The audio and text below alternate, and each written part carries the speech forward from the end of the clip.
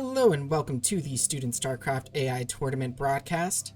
This is Nightcat, And this is Chobo Swaggins, aka Jealous from Team Liquid. and this is the final series in the 2022-2023 elimination bracket.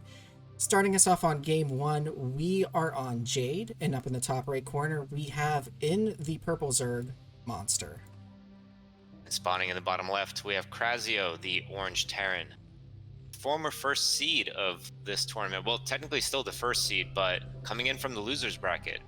Yep, it has its work cut out for itself. It needs to, like you were saying in yesterday's cast, because this is double elimination and Monster has not been eliminated once yet, it would have to get eliminated twice essentially. So this is a best of 7, and so Crazio has to win 2 best of 7s to take the crown. And if anybody can do it, I think Crazio has got a good shot at it. Yeah, absolutely agree with you. Krazio obviously placing first in the round robin stage.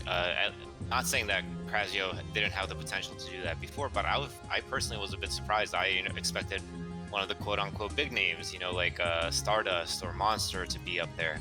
But seeing Krazio, it just reminds me how much work these people put in and how much progress they're making over the years. At any point in time, we did have those 2 years almost of like Stardust near dominance, but it feels like the playing field is leveling out more and more as the years go on and people continue to invest their time and energy into these players, into these AI. Yeah, I'm really hoping, regardless of whatever the outcome is in this finals here, that we get to see Crazio next year as well. Because, like I said before, Crazio has not submitted his Terran AI into the tournament since sometime before I got involved in the scene even. So it's been amazing to get to see, the Terran AI perform and how well it's performing. Absolutely agreed. But let's talk about this game in particular. This is something that I've seen from Krazio very frequently, is the fact that Krazio is going for a gas first opener. And they do some weird SCV shuffling to and from the gas. Like, for example, one SCV built the gas and then went to the mineral line. They added 3 more SCVs. Sometimes they might take one SCV off, then put it back on. But essentially what this is a one base tech opener. And this is something that is relatively uncommon in the pro scene, but has obviously brought Krazio much success in order to be finding themselves here in the grand finals of SSCIT. Yeah, I think in the pro scene, mech in general is a bit more rare to see in TVZ. You may see some mech switches, and actually, very recently, Light has been making very popular. You open bio, and then you get Valkyrie, and you use those Valkyries to switch into mech. Yep. And they've been pretty strong builds, but in general, mech opening is pretty rare on the pro levels. But Yeah. Crazio also does that a little bit different too, because a lot of times when you see a mech opener, it will be a 1 factory fast expand and not what we're seeing here, which is like 2 factories on 1 base. And I love this drone harassment on the worker. Oh, absolutely. Yeah, the drone control is out of control. And behind this, I'm noticing that Monster is going for its favorite build, or at least one of the builds that have been favorited amongst Zergs for a while, and that is the 2-hatch layer coming up here. And even with no eco out in the natural, it's a very aggressive layer timing, all things considered. Yeah, and I mean, yeah, I think, there's just low eco out in that natural because there's just not a lot of drones. Like, we've got some Zerglings, and I think these are more like where they're positioned on that ramp too. That's like anti-Ironbot, because Ironbot loves to do those vulture run-bys, and I believe earlier in the tournament we saw a Monster just destroy that by having those lanes on the ramp. Yep, absolutely correct. Yeah, placing the sunken in a right place where it prevents the vultures, if they were to come forward, to run in almost anywhere. Of course, there are some places where you could hide behind the mineral line, and we saw that in the earlier stages of the tournament. In fact, on this map, I believe there was a vulture at one point hiding behind a mineral line here at this very spawn. But for most situations, the vulture will not be able to get down the ramp. As you said, those blocking Zerglings are going to do a fantastic job of it. Yeah, and it depends too, like, in human hands, like, yeah, actually, even in human hands, you might hyper focus on trying to get into the main and not realize, well, I could just park behind the minerals in the natural. So, Yeah, absolutely true. oh, You see those Zerglings, you see that your pathing is going wonky before you even get there, and you're just like, ugh, it's a bad feeling. And that's part of the reason why I think 1 base mech openings are just not that common. We're even getting +1 off of 1 base. So I think this is a very concerted timing attack. We're seeing Goliaths being built out of the factory, actually. yeah, this is looking similar to what we saw the last time these two met up in the elimination bracket here. where Crazio kind of was going for this strong, like, early one base push with, like, Goliath. I'm trying to remember if it got tanks in the mix or not, and it did work one game, but I am a little bit worried that if Crazio tries this every game like it did in the last series, that this could potentially be a Monster 4-0. I'm hoping that's not the case, but like Monster seems to handle this opening pretty well, and in the one game it lost, it just did not use its mutas effectively. Yeah, I mean, it is always difficult to have the required amount of production to match a 2-hatch Mutalisk timing. They're going to have 6 Mutalisks when you have only maybe 6 Goliaths, but Goliaths are not as mobile. You're not going to have any additional anti-air in your base unless you sacrifice production. In this case, we see Crazio adding a 3rd factory instead of having an engineering bay on time. Engineering bay is only halfway done, but the Mutalisks are already on the way. 7 of them actually, almost done. And without turrets in the main base, these Goliaths are going to have to run around a lot, and if they hope to engage properly with these Mutalisks. Yeah, and what's a little bit weird too, I just noticed with Monster's build, is it's almost a 2.5 hatch timing, which gets you the mutas at the timing of a 2-hatch, but with the count of a 3-hatch muta build. Because it did build this 3rd, which was completely unprotected, but did not get found by the vultures. They were just hanging out in front of the natural. Like if this 3rd hatchery had gone down a little bit sooner, like say maybe it was thrown down in the main or something like that, there could have been 9 mutas popping all at once. It could be. At the same time, though, it should be worth noting that even with adding 2 Mutalisks late, we still have a gas deficit. So I think that also comes down to the fact of how early and with no drone transfer whatsoever did the natural go down. You don't really have the option of taking that 2nd gas. But now we see the Mutalisks coming in. They're going to pick off that 1st turret on the high ground next to the ramp. Repairs on the SCVs. This is one aspect of Crazio's play that I think is like a fantasy play for Terrans. You know, imagine you got SCVs that are tasked to always repair your mech as they go forward, and even repairing other SCVs. But they're kind of like SC2 SCVs with that auto repair. Yes, exactly. It's something that we all fantasize about, but as Crazio is moving forward with these Goliaths or at least with some Goliaths and a Marine, the turret did get taken down in the main base of Crazio, but Monster didn't choose to push the issue. I mean, noticing the placement of those other turrets, I think maybe made it scared of what is coming forward now. The Goliaths are in significant number here. Yeah, and there's only 6 Mutalisks in that group. I'm looking around for more, and I don't see more Mutalisks. I mean, there's 3 more on the way right now, but like the Mutalisk count's really low. It's actually 8 in the cloud. If I just drag dropped. Okay. I had drag and dropped earlier. There must have been 2 more that like just joined when I was looking away. Yeah, makes sense.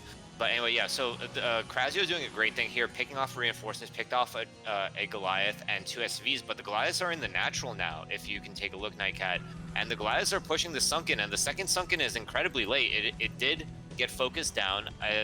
I'm sure that Monster frame perfect canceled it, but at the same time, what can you do against this amount of Goliaths if you're Zerg right now? Yeah, like you have to have some Zerglings with your Mutalisks to really handle this, and this might be a crazy win here. I'm thinking like this natural is getting busted here. I mean, there is the 3rd base, so Monster's still going to be on 2 bases, but like there's no Zergling production. We're teching up to Hive right now. Like that's not what Monster needs to be doing. Monster needs to be focused on living. Agreed. But this quick sidebar here, a little known fact, Nightcat is actually a bot author himself. He's not just a mere caster pleb like I am. And right now I noticed that the Goliaths were targeting the Queen's Nest as opposed to the hatchery in the natural. Do you think that this is an intentional behavior, or do you think that this is potentially a byproduct of a prioritization mechanism gone wrong? It could be like a couple of different things. So like the Queen's Nest just has less life than a hatchery, so there could just be a mechanism of target the building that has the least life because we'll kill that the fastest. It could also be a purposeful thing. Let's stop the Zerg from getting a Hive going because it had not seen if a Hive was going yet or not, I don't believe. Exactly. So it could have been trying to snipe the tech for that reason.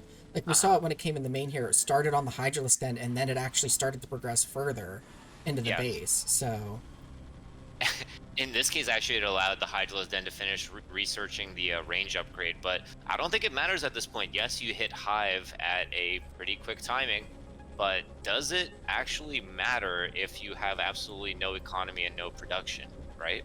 I think that your fears of a 4-0 Monster Crazio series have just been debunked. I don't want to say debunked like you were spreading a conspiracy theory or anything, but I mean this is this looks pretty decisive, and we even get the GG from Monster. I love the fact that that does that, and I love the fact that Crazio has that.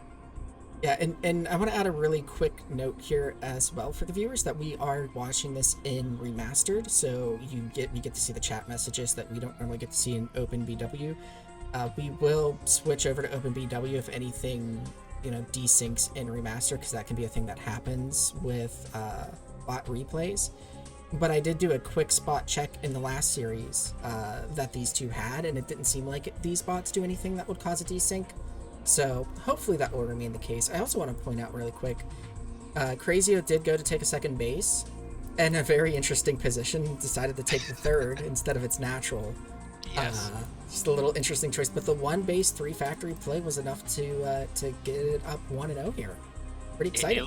It was a +1 timing. It was a really quick, really aggressive +1 timing. Even in human games, when these types of plays were popular back in like the early 2000s, late 1990s even, you would go for something like fac start port fac on lost temp, right?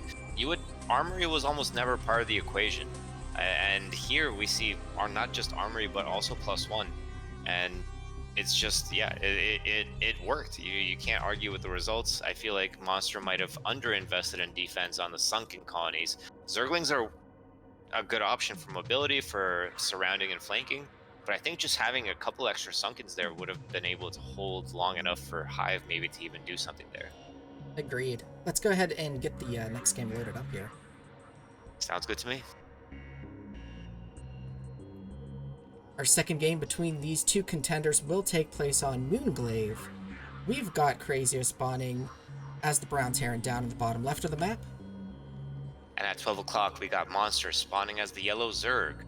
And having just lost the first game, I wanted to ask, what is going through the players' heads right now, Nightcat? But what do you think are some of the things that Monster could have done differently that game in order to emerge victorious? To answer your first question, I hope it's not Electric Sheep, because I don't want any of them to fall asleep. But yeah, I mean, I think Monster just needs to maybe invest in defense a little bit more. It seemed like it was being kind of greedy taking that third base. I could see throwing down a third hatch for macro, but I would have preferred to have seen that maybe in the main.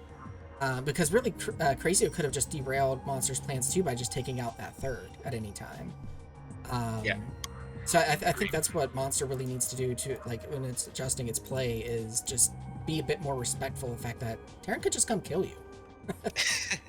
That's a great way to put it. I mean, absolutely agreed. One thing that I've been thinking about is who is responding to whom in this case? Like, is it the fact that the Crazio's author spotted a weakness in Monster's 2-hatch mutaplay and came up with this 3-factory Goliath timing?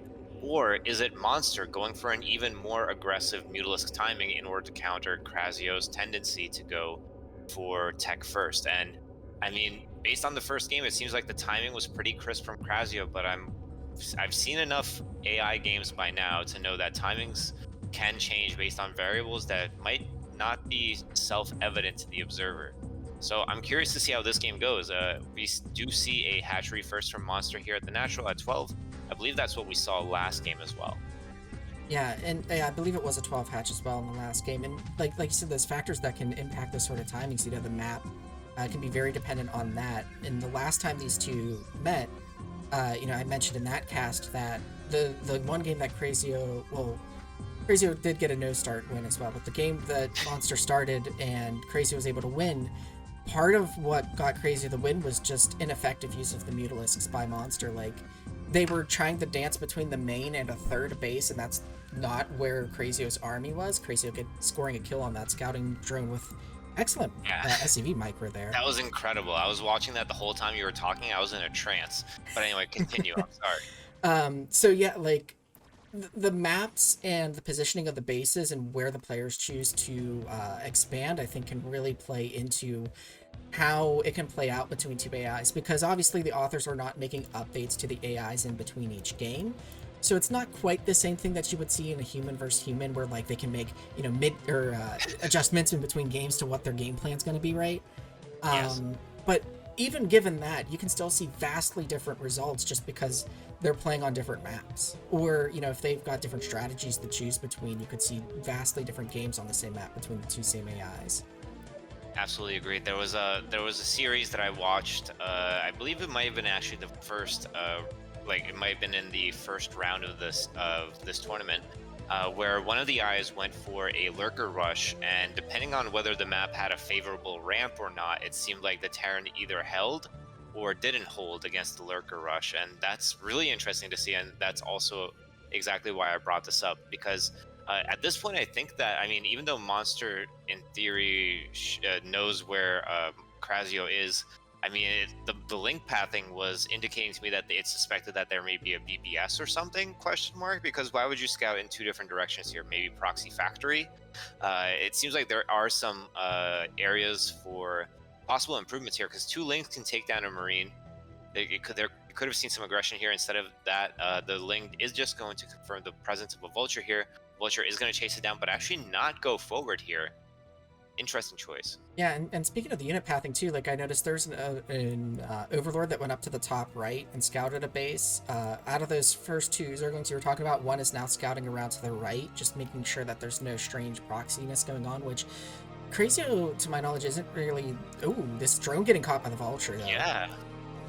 Very nice. So no third base, or easy third this time for Monster. Yeah, absolutely. I mean, that's one thing I noticed in the previous series too, with Purple Wave versus Krasio, where Krasio just kind of took a third base at some point, and Purple Wave was just content to try to engage at the natural against the entire army without trying to hit the third.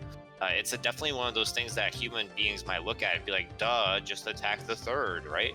Yeah. But for AI, it's a lot harder to calculate that kind of decision. You know, it's hard to say, oh, if there is a third base and you see this amount of units, like, you know, like you start running into all these logical issues when you try to think about how you would write the code for that interaction. And Yeah. the stopping the drone there, I guess my point is that stopping the drone there is crucial, because not only did Krasio possibly luckily prevent an expansion that would have gone up for free, but Monster, the question is, when is it going to think about expanding again? Because I didn't see a second drone send. I didn't see any attempt to expand again. Does it change his plan accordingly? Let's find out, right? Yep, and now all of its money is going into these Mutalisks here, so I mean, the hatchery's only 300, but, you know, it's keeping itself under 300, though it keeps flirting close, but I think that's more just because of the gas and the larva resources. And something else I've noticed too that's a little bit divergent from human play, a lot of times when you open up with, like, you know, a couple of vultures at the beginning of a mech opening, you keep one parked out front, because you don't know if Zerg is going to go Mutalisk or Hydralisk. I think against Monster, it's probably safe to sort of metagame that and assume that Monster's going to go Mutalisk. But if you, a lot of the times, if you, like, open up without tanks, and you're prepping to be attacked by Mutalisks, and then Hydralisks are suddenly coming at you, and you didn't have anything to watch for it, you're dead.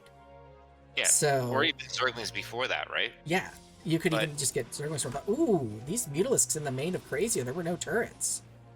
Yeah, no turrets, but it also should be, what was interesting for me is the fact that the Mutalisks were actually delayed. They danced on their ramp for quite some time. So actually waiting a little bit, I think, may have done a benefit to Monster here, because it forced Crazio to commit to this attack. The question is, will Monster hold this attack after forcing Crazio into it? Yeah, because I mean, these a lot of worker damage, around 17 workers right now. Like, the part of the attack is actually coming home to try and help deal with it, but this natural, it's gone. Like, Yeah, and drones are being sent forward even now. where's the Zerglings? Where's anything? This game is just opened up completely. Now it's the Mutalisks coming back home. Yeah, and I mean, I think they should be able to clean this up. There's just the 4 Goliaths, but that is a fair bit of damage being dealt there in that natural. Absolutely. I mean, at the end of the day, though, the hatchery is still there, and the worker count superiority still goes to Monster by 5. And the 3 SCVs that were at the front, I mean, 2 of them are dead. One of them somehow manages to escape by the skin of its teeth. But you never want to be a Terran who is down on workers against the Zerg. Yeah, and I think that might be, you know, one of the weaknesses of what Crazy is trying to do here with this one base play is you only have the one command center making workers. So, you know, if you do like one factory fast expand into this type of play, like, yeah, your push will come later, but you've got 2 command centers worth of worker production. So even if you take damage from like a Mutalisk backstab or something like that, you can replace those workers quickly. Whereas this is just going to take a really long time to do so. Like, we're still only at 13 workers. Yeah, and two base plays, sorry, were all the rage, even going straight into mech several years ago. I believe it was light versus effort, and I believe it was Eye of the Storm, where light just went for a fast expand, factory, and then into straight up 5 factory Goliath, and somehow it managed to overpower effort. So yeah, one thing that you should consider there, though, is the fact that against this such an aggressive 2 hatch Mutalisk timing, you would definitely need to invest into that engineering bay, because there's no way you'll have the production, and that means that you have to invest more into static defense, which further delays your push. And Monster seems to have a proclivity for going for really aggressive hive timing, which can do wonders against mechs. So maybe the fact that Krasio is going for 1 base isn't because of the fact, and as this vulture takes out this drone with gas in hand, Yeah. prevent the 3rd base. Yeah, I'm gonna stop rambling about it now. But long story short, I think that maybe Krasio's 1 base plays are a reaction to how fast the 2 hatch Mutalisk and 2 base hive is from Monster. Yeah, and I think part of it as well is just, I mean, I've talked about it because I like to play Monster on Snail sometimes, and even just in watching it, you know, play ZVT. If Monster gets to the stage where it has defilers, it is absolutely frightening. The inhuman control that the AI is able to do with defilers, they just feel absolutely broken. So it's really clear that Crazio's plan coming into this tournament against Monster is to try and get the kill before defilers can even become a thing. Typically, Exactly. like a 5 factory Goliath build, like you were talking about before, which I think it was 2 years ago, Flash put out a video tutorializing how to do it. Is supposed to hit before defilers can even become a thing, but like in the last game, yeah, the defilers didn't actually get out and defiler didn't get put down because Monster got broken. It had its hive like by the 10-minute mark. So, Yeah. and there are builds against Bio where you can have at your natural a defiler casting swarm at about like 10.5 minutes. So, and the 5 fact Goliath's push is designed to land at like 10:10. Yeah. So, It becomes a game. It becomes a game of very small margins when you have such aggressive builds and such aggressive tech timings. Zerg's whole entire shtick is basically survive until the next power spike, whether it be lurkers or mutas, whether it be defilers or sometimes even guardians, as we've even seen in the pro scene.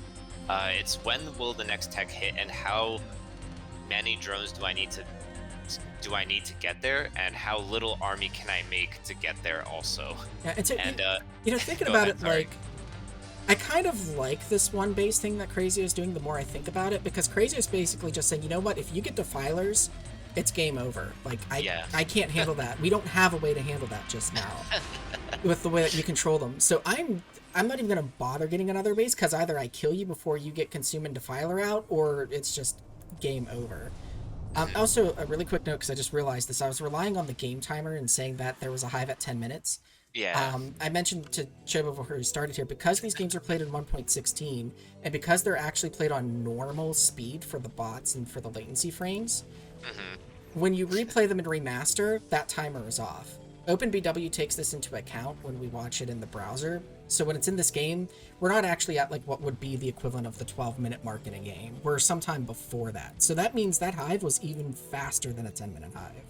Wow, I didn't know that it actually went the other direction. But as we were discussing this, I mean, I was about to applaud the fact that Monster has been sniping reinforcement Goliaths and siege tanks in the middle of the map.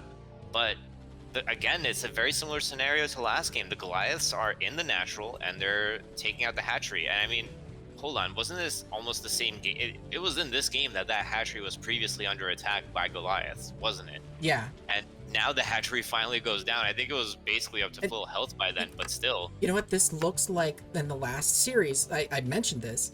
The Mutalisks were not effective in stopping Crazio's push. They were bouncing between the first and the third.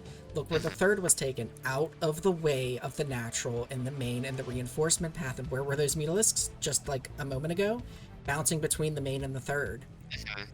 So it's looking a good bit like that game where it's Monster's just not utilizing the Mutalisks effectively to stop this. Like you said, not catching reinforcements, not stopping the natural from dying, but Consume is out.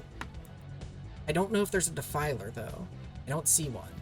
Yeah, and now it's been Krasio that's been backpedaling a little bit, trying to solve this issue of Mutalisks in its resupply path.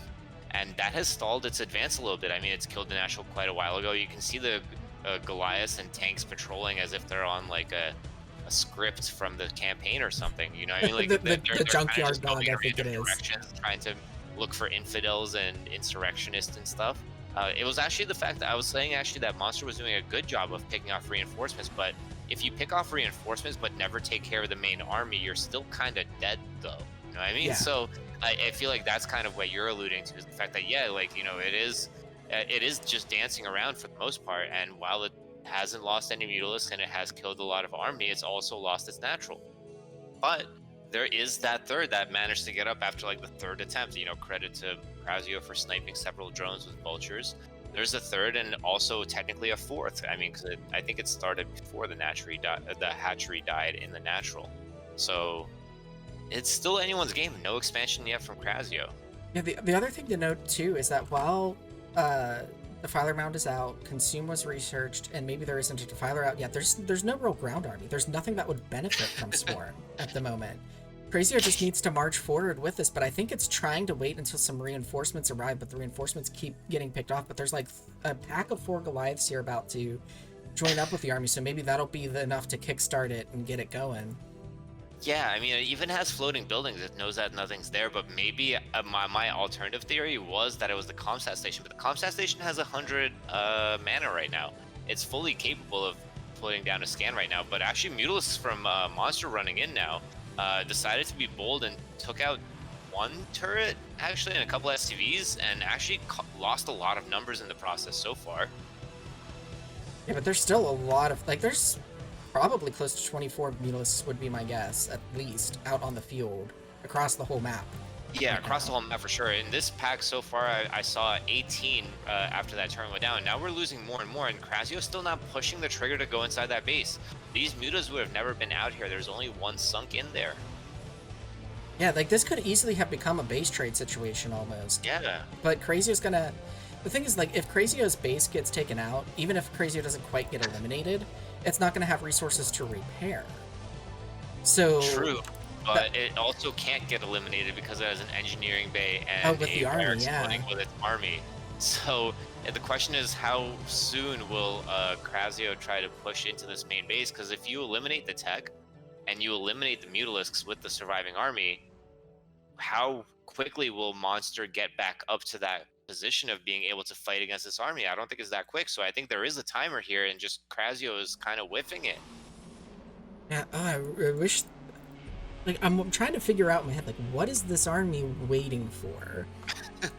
And I'm really just not sure at this point, because it's not even like, it's not even sending units back home, though it is sending workers back home now, because there are no more in the main. Crazio doesn't have the money to make any more workers either, but these workers are going completely unprotected. The swarm of 6 Mutalisks almost found it, just missed it. Oh no. Do you think it could be anything with the terrain features? Like, I don't think that that's a thing that would be a problem here. I'm sure that terrain analysis is such a huge portion of what these AI do. But this is a pretty awkward ramp going into creep that they see the edge of, and there is a sunken up there. Like, is there something maybe that is awkward about this positioning that is doing this? I mean, I think it might more be maybe... Like, I don't think Crazio would be an AI where there's, like, a hard trigger, like, don't go into the main unless you have 2 tanks, and it just never got a second tank here. But it probably, you know, does have some sort of army strength assessment code in it. And for however that code is working out for Crazio, it's decided that it's not comfortable going into the main. Yeah, that's too bad. Yeah, it really is, because I feel like this really could have become, like a situation of the first game where there was still kind of a muta presence out for Monster, but Crazio was clearing the main, so it didn't matter. Yeah, I think at this point, honestly, we could fast forward even maybe a little bit. I mean, we have our first adventurous Goliath here, and mutas are taking damage, but I'm not seeing how this situation is going to significantly change in the near future. Yeah, I'll Uh, bump it up to 2x here. yeah, yeah. Let's just see, because right now, so far, it looks like I don't know Sims and Sim City, like they're just bumping against each other, walking around in the natural, like, hey, how are you, Bob? Oh, I'm good. I'm just coming back to life. Oh, hey, Tank, how are you doing today? Like, There's still a marine in there too. I like that. yeah, 17 health. yeah. By now, he should be collecting retirement. You know what I mean? Like, he's been out on the battlefield for the equivalent of years, right? So, Yeah, I think doesn't like the StarCraft manual say something like the life expectancy of a marine is like 30. There's like a couple minutes or 6 minutes or yeah, something like that. yeah. That's exactly what it says. Actually, I do remember that. Yeah, I think it was like 3 minutes or 30 minutes. I don't remember if it was 3 or 30, but Go down to 1x again really quick here because Crazio's army is actually moving forward a bit more now. Coming up the yeah, ramp with the main destroyed. The yeah, ragtag but group has even decided now's the time to push. but even then, like it was only engaging with two Mulists on one side. Like not every Goliath is firing when it could be. And I mean, yeah, by now the Mulist count has already soared. I mean, we haven't talked about it, but Monster's on 5 bases now, all from a third that maybe Crazio was never even aware of. And Crazio with the GM response there, good game, you win. Respect to the opponents, but yeah, I feel like that game gave me more questions than answers. Yeah, it's like a shame to have seen that Crazio's army kind of stalled out the way that it did there because Crazio definitely had an opportunity, I think, to win this game outright there. But like you said, it was kind of just on this like timer fuse that it kind of just let fizzle out because once it runs out of money, once it runs out of workers, well, you can't repair your mech army anymore. So it doesn't matter, if you start fighting mutalisks 4 at a time, every piece of damage they do is going to be permanent, and eventually your army is just going to dissolve. But Absolutely. it makes me excited for the next game though, because it's like either of these AIs have a chance to win this. Like this is an exciting final. Yeah, that was the ultimate game of will they, won't they, right? And so I think that in the games where they will, we will see some interesting things, and in the games that they won't, we will also see some interesting things. So I'm excited for the next game too, Nightcat. Let's go. Alrighty. Oops, we are on normal speed there. Let me go ahead and get that up to fastest. There we go. We are on Icarus for the third game between these two. We have Monster spawning with the brown trunks as the Zerg over on the right side of the map. And in the yellow trunks, we have Crazio spawning at the 8.5 position on Icarus as the yellow Terran. With the blinking command center making these CVs. Yeah, and interestingly enough, that SCV, it looked like it actually stalled out a little bit as it was moving to the mineral. It looked like it had some collisions with the other SCVs. That's something that even you wouldn't see in human play, because once you send the SCV, then it becomes like, transparent or whatever, and like can phase through other SCVs. So makes me wonder how collisions are handled differently for AI players, because they're sending individual commands to each worker almost all the time, right? Yeah, I mean, it depends on if, because some AIs will set rally points from their production facilities just to get the units moving ever so slightly faster, and then while they can send a command on any frame, it still takes like some amount of frames for the unit to actually respond to that command being issued. I also want to point out we see a different build coming out of Crazio here, which is really quick. Yeah. We have a barracks and a supply depot. Barracks going down first, and they're both at the top of the ramp, so it looks like Crazio is planning on walling off this top here. I'm actually excited to see something different out of it. Not that the last build was necessarily bad by any means, but it's just awesome to see it doing something different, especially since the last series it was all that same build. Yeah, absolutely agree here. But ooh, awkward moment. But is it going to use the stacking to get back in the base? Nice, I love that. So yeah, there was a definite possibility of an SCV ending up outside the wall here. Maybe it's a factor of this map. So this map is pretty famously wallable on the ramp, because the ramp and the area behind it are kind of narrow. Obviously, this gap between the barracks and the depot is not link tight, because it's only link tight when the depots are on top of each other or on top of the racks. Ooh, even lifts the barracks there to let the SCV in, but not let the drone in. But yeah, absolutely agreed. Interested to see if we'll see something different here. Notably, no gas yet. Second depot before gas. So could this actually hurt Krasio, because they might be going for something with a more delayed factory, despite the fact that Monster's been going for 12 hatch in all these games? Not this game, I think, but still. Yeah, I mean, I think too, the delayed gas could also be because, as you pointed out, this wall is not link tight. So getting a bunker here, I think, is really smart to do if you're going to do this type of wall. If you're able to get a link tight wall, which a lot of modern maps, maybe not a lot, but some modern maps allow Terran to get a wall that, while not link tight, like if you construct it right, it purposefully has like a single lane for Zergling, so you can block it with like 1 or 2 SCVs depending on how many lanes you're expecting to come in. And so that you can get away without the bunker. But because this is an older map, those sorts of things really weren't taken into consideration for design at the time. And this is a leaky wall. I like the decision to get the bunker, but that does delay, like you said, getting the gas and then the factory. Yeah, I mean, also on a lot of modern maps, you would have a link tight wall in the natural, for example. So Icarus, I mean, it was, I think, a 2009 map, so it was relatively on the modern scale, obviously outdated by modern, standards, but it's not Python, right? I'm pretty sure you can do a depot barracks solid wall off in the natural.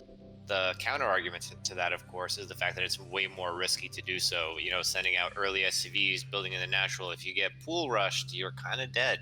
So that might be the explanation here. I'm just still not sure if I like this decision.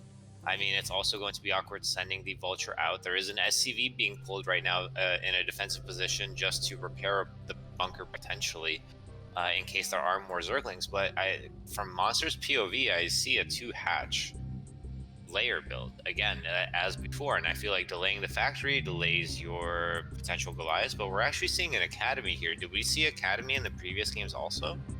I mean, it did get it eventually to get the comsat, but I'm actually not sure the exact timing of when it got it. But I remember in game 2, definitely it went 2 factories right off the bat. They were both constructing at the same time.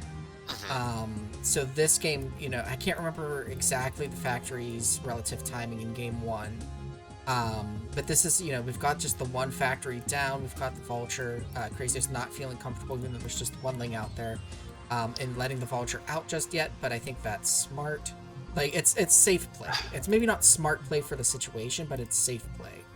Yeah, there's only one unit that Zerg can field on the map that, by this time in the game, that would be able to contest that Vulture, and that is the Hydralisk. So I feel like there's no harm in running out there just to check, and that's exactly what the Vulture is doing now. It sees just the one Zergling, but I feel like this Vulture could have been terrorizing things way earlier, even though there is a sunken obviously in the natural for the Zerg. Could have been out on the map, checking for third bases, which Monster just threw down not too long ago for free, as we discussed in previous games. Yeah, and I mean, we've seen Monster do that in every game, but I think in this situation it's a smart move as well, because you have the Zergling sitting in the natural. You saw the Terran walled up. The Terran's not really going to have all that much mobile pressure. Like, yeah, there are Vultures on the map, but Vultures are not going to kill a hatchery. Vultures will kill a drone going to plant a hatchery, but they're not going to kill a hatchery by themselves. I also like, too, that, there's one Vulture sitting out front, though. Crazio did confirm the tech, but Crazio doesn't know, with a scan, Crazio doesn't know that third's gone down yet. So the one Vulture that was sitting outside of the natural, though it's getting kind of, harassed right now by the mutas and by the lings, it could watch for a drone to come out while the other Vulture was looking for if a base had already gone down. So I like that usage of the first 2 Vultures. Interesting to note here, actually, we got Vulture speed in this game. Quite certain of it, based on how fast the Vulture is moving. But we have 0 Goliaths. We do have turrets, but no Goliaths, and still only 1 factory with a command center coming up. So this is absolutely a completely different build, and maybe even a map-specific build, given the opening that we saw. It seemed very deliberate. Let's say it that way. It seemed like it knew exactly where it wanted to place the buildings at exactly what time. And let's see how the turret's holding its Mulus. This is definitely an unconventional turret placement.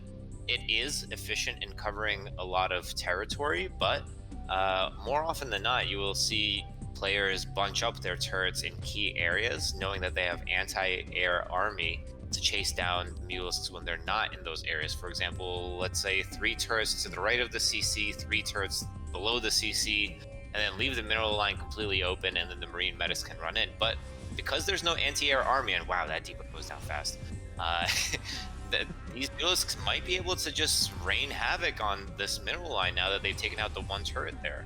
Yeah, they did kind of create a pocket for themselves here, but it is right where the factory is, and one Goliath pops out, a second one came up from the natural, will push them out.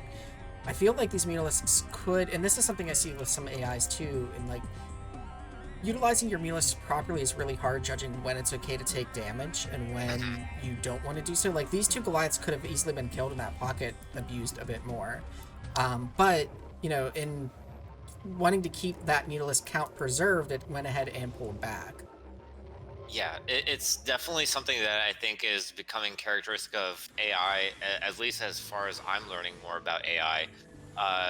You know, like the Go documentary, for example, it makes moves that, you know, humans would think are stupid, but then you realize like 5 moves later that this was actually a genius play. So maybe, let's say Monster knows that at the 15th minute, Krasio is going to walk out with X amount of Goliaths. I'm obviously giving a lot of credit here. I'm just giving a hypothetical. And for that, I need 10 Mutalisks. So therefore, I would rather not lose one of these Mutalisks and save it for later. You like, maybe there's something crazy going on that level. Maybe not so distinctly, but in the general concept, I think is I would rather win later and maintain my army advantage for now. I think that's what it comes down to.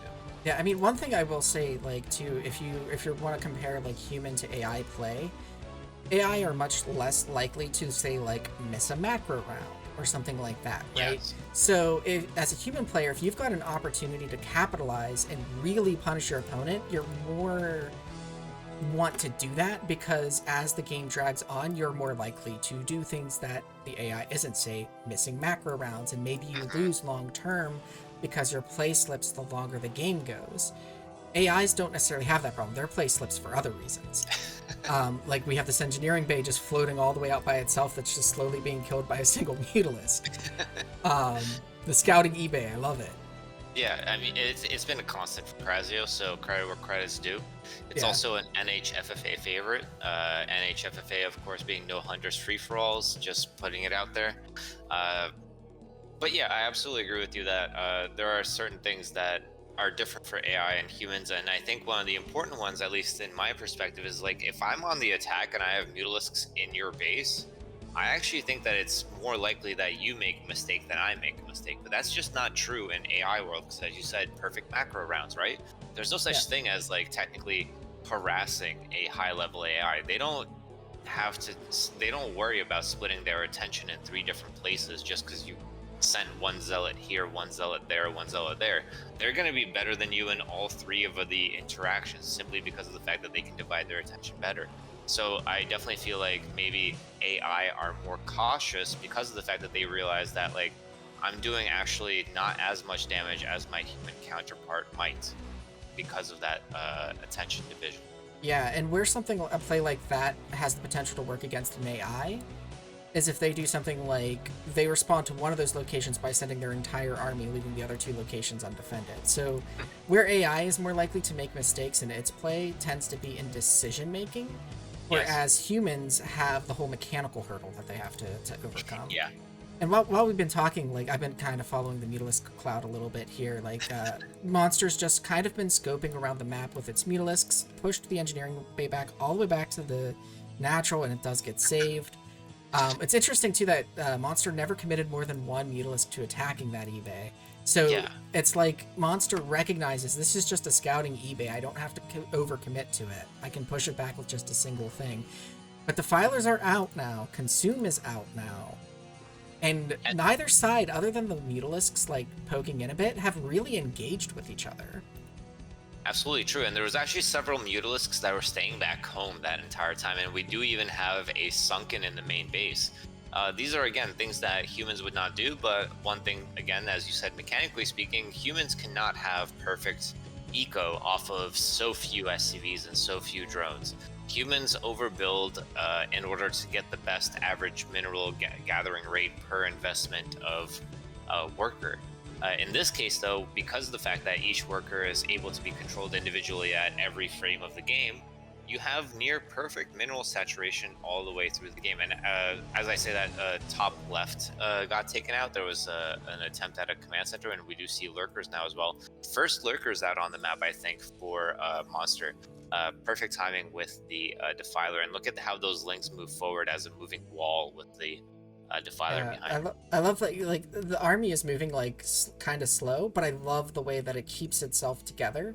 Yeah, it's formations, right? Yeah, like it's really a thing of beauty to watch. And it definitely can't be easy, because it's not just as easy as saying like ling number 1 go here, ling number 2, you know.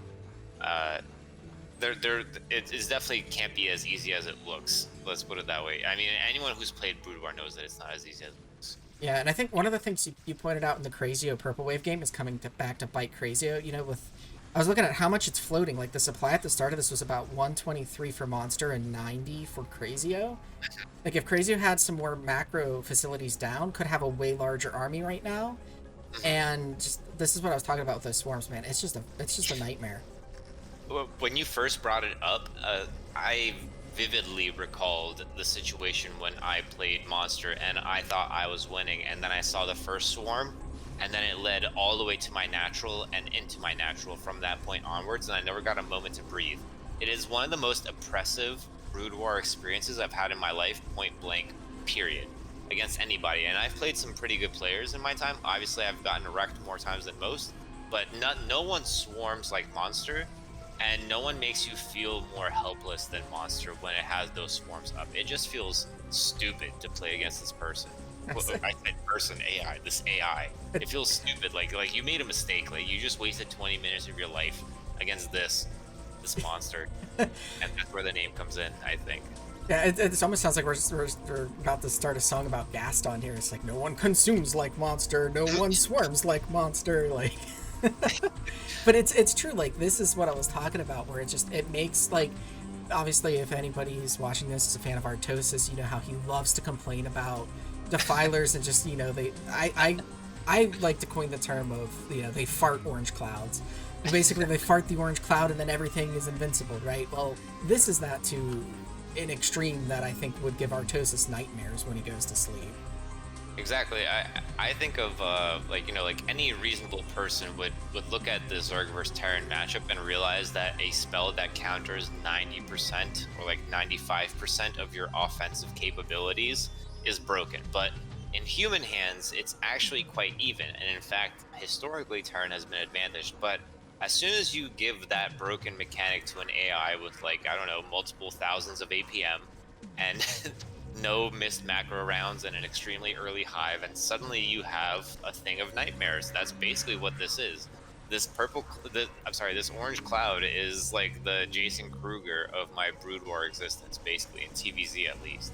Yeah, and like I'm looking at Crazio's main here, and like there's just the 2 factories producing. Like I think if Crazio had a 3rd factory down, or even like a 4th and 5th, like there's an opportunity for Crazio with the build that it was going for here to move out before Swarm is in play.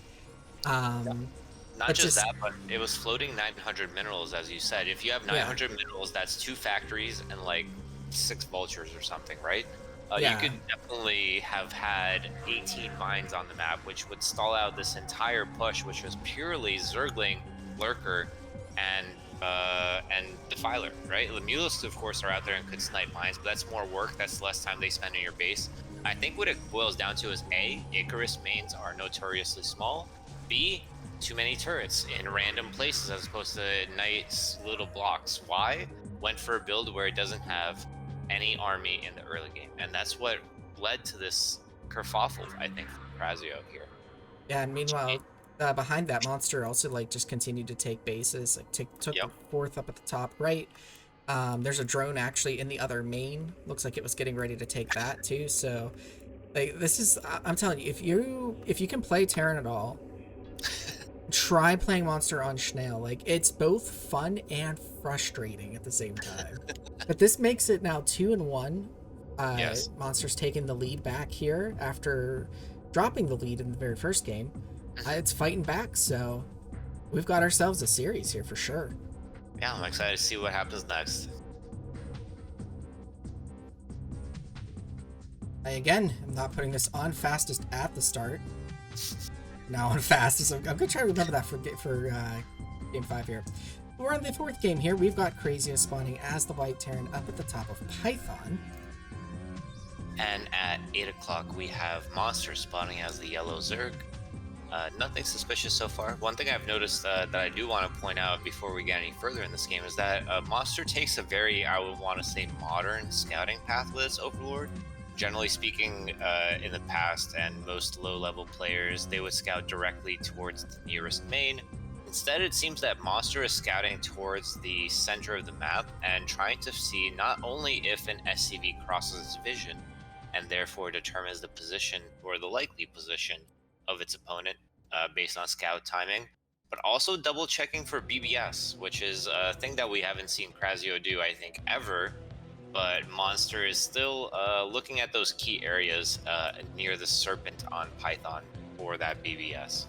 And something that we haven't really seen Monster do that you see in a lot of modern play, and I think part of that is because a lot of these old maps weren't designed with this in mind. Typically you would scout towards the closest natural, because what you can do is you can park your Overlord and watch for Terran move outs.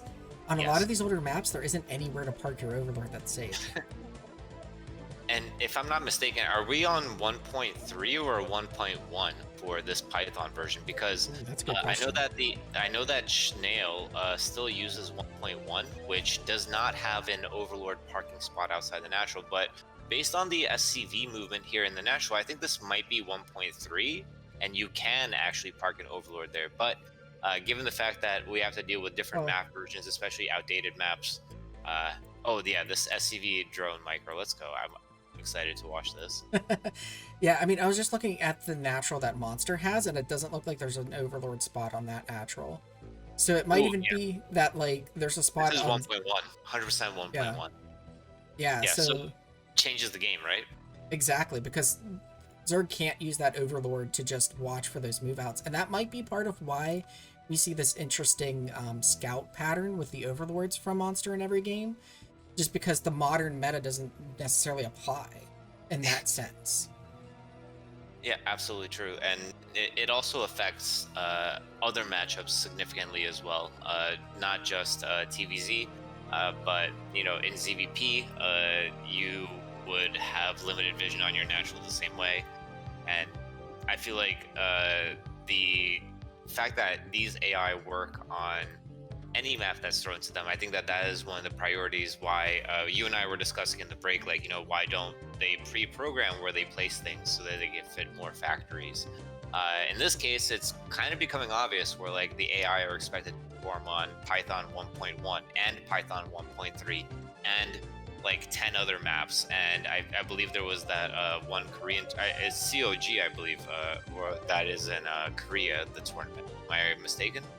I believe a CIG, I think it might be. Or no, maybe, no, it is COG. Yeah, you're right, COG. Yeah, COG, yeah. So they had, I think, for a while, they had like a map pool of like 15 maps that could be played, and some of them are extremely outdated. So the goal is for the AI to perform as best as possible on as many maps as possible with as little manual. Oh, nice SCP trap, by the way. With as little manual map-specific decision-making as possible, right? So as a result, Icarus with a small main is going to end up with less factories on it. But in this case, it looks like Crazio has gone back to their original game plan for this series, and we have 2 factories coming for them, and 1 vulture already on the way. 1 add-on being added, interestingly enough, to the 2nd factory, prioritizing the 2nd vulture before the add-on. Yeah, and I think at least like the 1 factory fast expand that I'm used to would get the 2nd vulture before the add-on, but because we went ahead and got 2 factories, we're actually able to get that shop a little bit faster anyway. because we have the second factory to start it while that second vulture is out. And it looks like, okay, that was just a ling that got caught. Looks like the drone managed to get out for the third before the vulture got there. Just barely. Literally, it was like drone, Zergling gets caught, basically. So yeah, the drone's going to go all the way into the third main, which is standard in ZVT. You want to take the main and then hypothetically put lurkers on the ramp if you're playing old school standard. In this case, we're probably not going to see that because we are already more than halfway through our spire here. So this is a 2.5 hatchery build, what Nightcat referred to. I don't think that there's a 2.5 timing where you can get all 9 Mutalisks at the very start. It's like very tight, and especially on a map like Python, where if you're taking the third main, you definitely won't have the travel distance to be in time for that. But getting 7 or 8 is absolutely plausible on a 2.5 hatchery build, but I'm not sure we'll get that here. In fact, the spire is done. I mean, I would just call this 2 hatcheries. Yeah, 2 hatchery late third, maybe. Yeah, like you were saying, if this hatchery that's at the third were in the main, I would call this 2.5 play. This is more 2 hatchery play with a super greedy third base. Yeah, and the thing is that like almost any unit that if it was to show up at that third base, yeah, of course we were talking about earlier how a vulture can't kill a hatchery. Well, technically it can when anything that pops out of a larva dies to a vulture that is not a Mutalisk right now, right? So like you make 2 Zerglings, the vulture kills that. You make a drone, the vulture kills that. You invested 8 drone and 300 minerals into a third base that now can't produce anything but Mutalisks. And I think that maybe that's what Monster was worried about. One thing that I noticed you were discussing earlier, you were saying like the differences between AI players and human players. Humans rally all of their hatcheries to the enemy so that the Mutalisks get there as fast as possible. AI and Monster, especially here, seems very lackadaisical about his timing of approach with the Mutalisks, and that's partially because of the vultures in the third base. And sorry, I was trying to hide my unit interface there because there was that harassment at the third, and I accidentally sped it up for a moment because I didn't hit alt. But we have the Goliaths now actually marching into the natural. There's just the one sunken here. The Mutalisks are off all the way on the right side of the map going up to Crazy's main. They're determined for the base race. They have not faltered even once towards it. I mean, maybe that back Mutalisk is dancing a little bit, but yeah, Monster is all about this base race, despite the fact that it was late to starting this base race. I feel like if it had attacked earlier, the Goliaths might have been tempted to go back home, but we're seeing a very similar scenario to Game 1. The Goliaths are most likely going to take down this hatchery. I don't see how they don't. Yeah, and I like this. If Crazio pushes this up into the main, I love this. Just use your new Goliaths to push the counter back, right? Yeah. Like, I mean, even at this point, I would almost be content with a base trade because I don't think there's enough Mutalisks on the map in order to contest this amount of Goliaths, especially with SCV's repairing frame perfect. Another thing I want to mention really quick too, while this action's going on, something else that the vultures could do, like if they find that third, right? We're talking about, they're not going to kill the hatchery. Vultures kill larva really freaking quick. True. Or you could also just sit behind the mineral line, prevent any income from this base for the near future. And I mean, no matter what we ascribe or prescribe for Crazio to do, Crazio did the right thing in this game. What we were kind of looking for in game 2, he just went up the ramp and just took out the base. I think that this is almost GG if this third base gets found. And even if it doesn't, I don't see what this batch of 9 Mutalisks is going to be able to do to Crazio. The third base was found earlier. There were a couple of the 2 vultures came down and found it. Yeah, that's actually why the Mutalisks took such an odd path up into the main, I think, because they kind of came down to deal with those vultures, and then they just took this roundabout path to get back up into the main.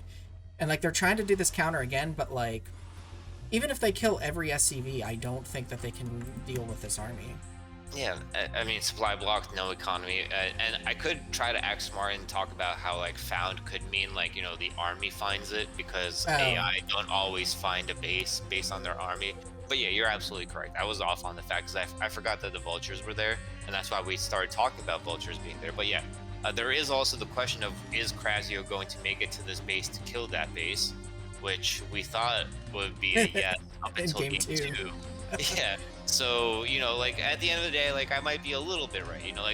There's a question of whether or not Crazio is ever going to, quote unquote, find this third base. But at least in this case, we're not going to see any sneaky expansions coming out of that third base as we did in game 2, where a third base that got a third base with a dead natural became a fourth and a fifth and a sixth base minus the natural. Yeah, I mean, even before the GT was given, I was gonna say I don't think we'll see this, because even if Crazio danced its army in the natural, nothing was gonna get out of there. But yeah, very nicely done by Crazio there. And just real quick to touch on the topic too of what I mentioned, like, use your new Goliaths to handle the backstab. I think that's something that AI decision making, just in general, not just like Crazio or anybody, struggle with, is that dividing the army appropriately. And I know like the author of Purple Wave has talked about like specific systems that they have to pull units toward things, like toward goals and stuff. But like there is a concept, and because we were talking about the 5-factor Goliath build a little bit, like in the flash guide that he had put out 2 years ago, he says, like, yeah, when you go out and you attack, just defend if they come at you, if they fly their mutas into your base, just defend with your new Goliaths. Keep your army going forward. Don't come back. And that's something that AIs kind of struggle a little bit with, because you see a little bit of that, let me pull stuff back to deal with this. It's like, just you're making units, use those. The hesitation. Yeah.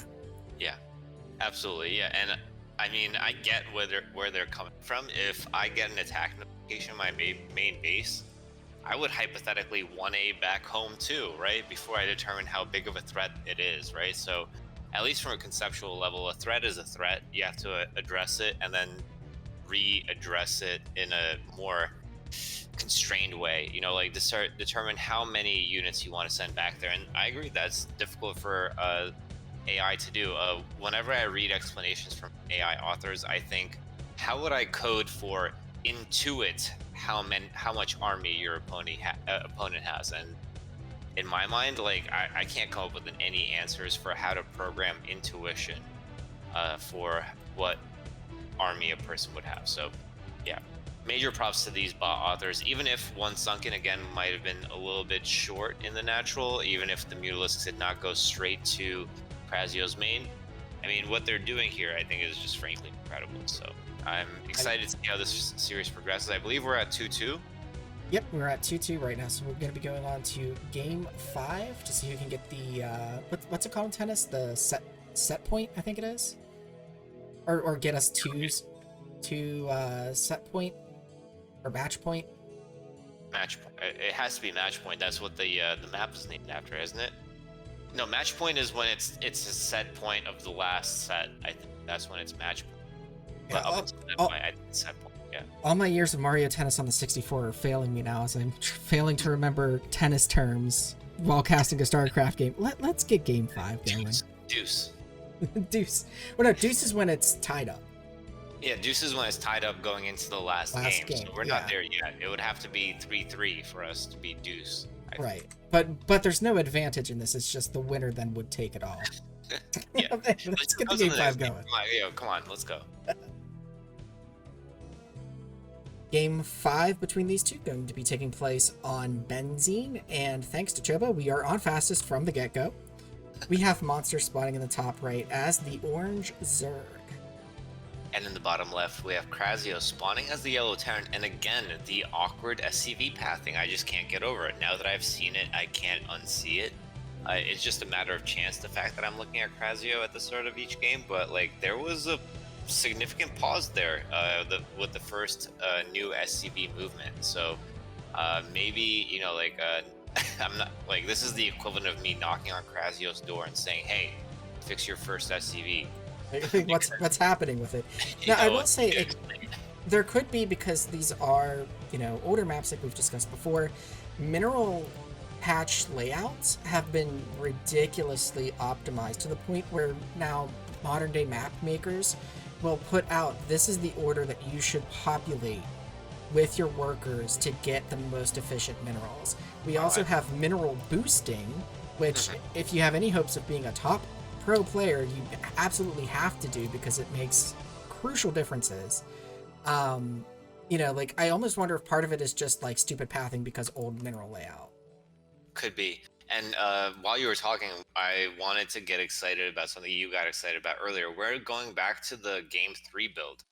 which is Rax Depot at the front, and even blocked his own scouting SCV, by the way, on the way out. This, Rax Depot even, maybe. Yeah, Rax Depot before gas. And this time, I think it might actually be link tight here. yeah, this should be link tight. The only thing that might not be is like the building edges with the terrain edges. Yeah, I agree with you. That generally is the case, but I think in this specific case, and one of the reasons why Benzene was known as such a turtle map, not just the long rush distances, was because the fact that this, I'm pretty sure, is indeed link tight. This is a link tight opening build order, so that's why I'm curious why the bunkers. Yeah, the bunker probably not needed in this case. Although I find the drone, that drone might actually get a kill. There's a 10 hit point worker there. In game 3, I gave Krasio the benefit of the doubt, and I thought that it intentionally glitched one of the SCVs past the barracks. But now, after seeing that, I'm starting to think that maybe it wasn't quite worth it, just because of the fact that 2 SCVs were trapped out there for so long. One drone versus 3 SCVs technically out of the base. If we count the base, count the SCV in Monster's base. That gives an eco advantage to Monster, despite the fact that you built a link tight wall, right? Like, that's kind of weird, isn't it?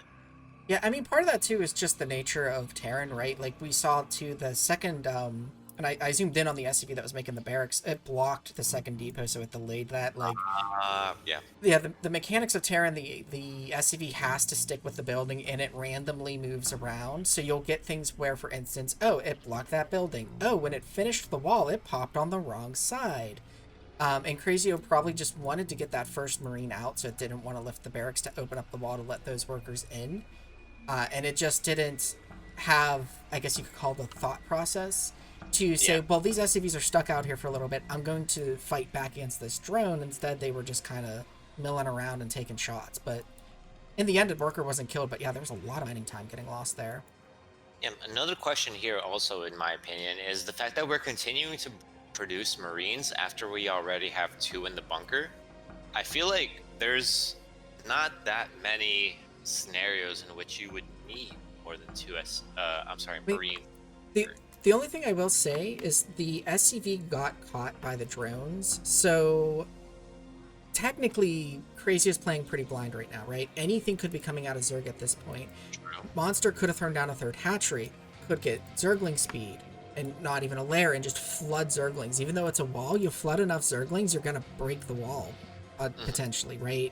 So if you don't have enough to handle those potential situations, like, you could die. So while it's maybe not the most optimal thing that Crazio could be doing right now, it's like the safest thing. Yeah, despite the fact that the Marine is not inside the bunker itself, I'm sure that there's a reason for that too, and I'm not being sarcastic. One thing that I'm constantly reminded of is how commentators are regarded in other games. For example, Smash Bros. Melee, like when they do the pro player interviews, I remember something like one of the top players was being asked questions like, so one of the commentators asked if you were thinking about this, and then he said, commentators are dumb. They don't know anything about anything. And I feel like that's what we're kind of dealing with here. Like, I'm sure that the decision making behind some of Crazio's decisions are just like so far outside the realm of my considerations that I can't even think about it. I mean, earlier today in the Discord, we were discussing the interceptor leash range, right? And Purple Wave answered within like, an hour with like research into the code of Brood War to determine the fact that this is the actual edge-to-edge leash range for carriers, and the only reason why there might be some discrepancy is because of the fact that they might be calculating center to center. And I'm thinking to myself, I'm like, well, why would I ever pretend to know more about the game than these people that created these AI? You know what I mean? Like, they must know so many things that I would never have any idea about whatsoever, right? So I think that, obviously it's definitely a mistake to leave 2 SCVs outside your wall. Is it something that is there an explanation for why the barracks did not immediately lift and send the SCVs in? Is there an explanation for the bunker and the additional Marines? I think the answer has to be yes, basically. Yeah, and I mean, another thing too is like a lot of the times humans will do things because we can't be everywhere in the game at once. An AI can. So like that Marine out of the bunker, like, yeah, you're like, well, why don't you just throw it in the bunker? Like for one thing, like right now, there's actually a fourth Marine produced, and now it's out with the tank. So there's still two in the bunker to act as anti-muta. But for another thing too, if that Marine needed to run in the bunker, Crazio can just do it. Yeah, Like true. a human has to go back and look and do it. The AI can just do it. So Yeah. When I learned that AI have no screen, I'm like, yo, what? I was like, wait, what? There's no screen? that tank There's almost no got picked limitation off. to what you see? Even if it was like infinitely fast switching, there would still be some switching. Wait, whoa. This Mutamicro is very suspect for Monster in this turret line. Look at this. That was the first shot fired out of like, I don't know, 10 turret shots. Well, no, there were a few shots because I heard a few SCVs go down. There are some damaged ones, but yeah, it did look a little funky there. It felt like it was scared and couldn't decide, but you always want to be attacking as you retreat, at least as far as I understand it. Just to make sure So, we don't have like a weird desync. How many workers do you see Crazio with right now? 22. Okay, that's what I see as well. Alrighty. There were some SCVs repairing SCVs there, so that might have contributed to the potential confusion. But no, I saw the Mutalisks running away, but as they were running away, they were not firing shots. They were just taking a lot of hits. You know what I mean? Like, as opposed to potentially running and shooting at the same time, as kind of what they're trying to do here. Yeah, might be just some inefficiencies in that department, but obviously, as I was trying to say earlier, can't judge because there's no way that I would ever know enough about what it's like to be a bot author in this meta right now to the level that they do. So I'm thinking that there must be an explanation for this bunker. Like, this bunker is good in 95% of scenarios, and that's what I need in order to get to this place, which is the grand finals of StarCraft AI right now, in my opinion. At least I don't think there's any notable names missing in the draft. I think as well for some AIs, because it can be really hard to have your AI handle weird situations. Early game, and this is just a general statement on AIs, not necessarily Crazy nor Monster here, may prioritize just surviving the early game. Because you have AIs that will, like Stone, that just SCV rushes, and it's ridiculous what it can do. So if you can't handle a worker rush, then it doesn't matter if you're got flash level late game, if you're gonna die to a bunch of SCVs attacking you. Yep. So, you know, some things where we're like, okay, well, that's a pretty conservative move to get that. Like, one of the reasons could just be, well, this handles a wide array of weird things that can come at me early game, so I do it. I just want to beat the 4-pool guy. Yeah. That's what it comes down to. And one of the beauties of what Snail offers, which is the StarCraft Human and AI League, is that I started feeling the same way when I match up against anonymous AI Zerg, and I know that there's 3 Zergs. One of them goes for macro hatcheries, one of them goes for conservative opener, and one of them goes for 4-pool. I am playing to not die to the 4-pool. You know, I'm like, bro, like, there's no chance that I'm losing another game to this 4-pool character. You know, so I feel like that must play a role in the logic of these AI, where it can't just be as easy as like if opponent monster equals to I do this.